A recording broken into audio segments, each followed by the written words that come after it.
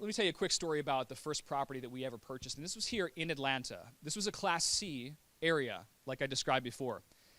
And the area was, a lot of investors were going in there. They were rehabbing properties. We had, I think there were 2 abandoned houses within the neighborhood. But we thought, well, it's a 4-sided brick home. It's in an area that seems to be like it's getting better to where it used to be. There was a lot of crime in the area, but I just saw so many investors that were coming in and doing rehab. And that is still a risky play, but we ended up investing $55,000 cash. We bought the property outright for $55,000 in 2016.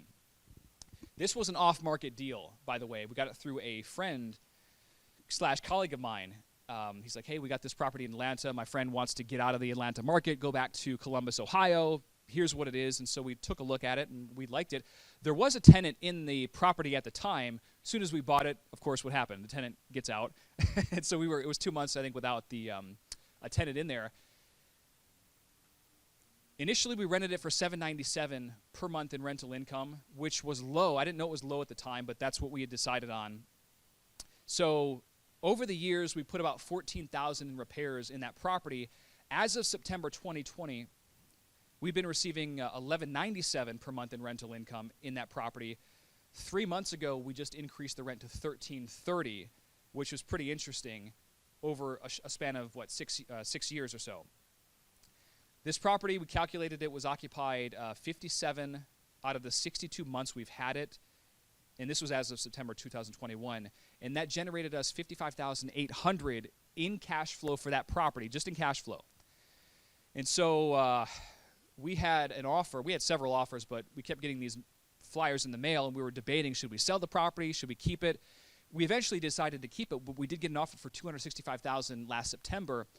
But we're like, let's get a formal bank appraisal on this. We still needed to do some work. We ended up didn't do like extensive rehab, but we got a bank appraisal anyway, and I think they appraised it like 212 or 215, somewhere around there.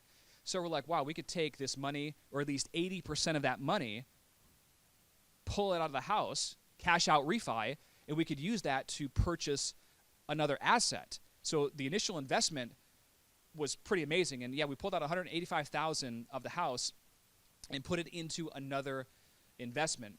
And I was kind of thrilled because I realized at that point in time, it just brought home the fact that you have good debt and bad debt. And this is not something I was taught in school. I was taught that, well, all debt is bad debt. I used a credit card, got in some bad debt for a while.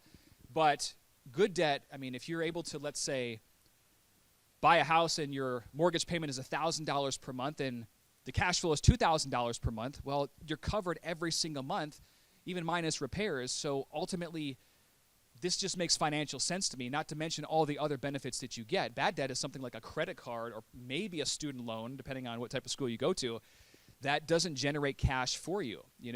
So it just opened my eyes to, holy cow, we just made some pretty good appreciation on this property, and more so, we actually utilized the profits from there. This is why I say long-term for us has benefited quite a bit. We've had properties, I know the last 2 years in the market has been definitely maybe an exception. We'll see how it goes, but just some amazing appreciation.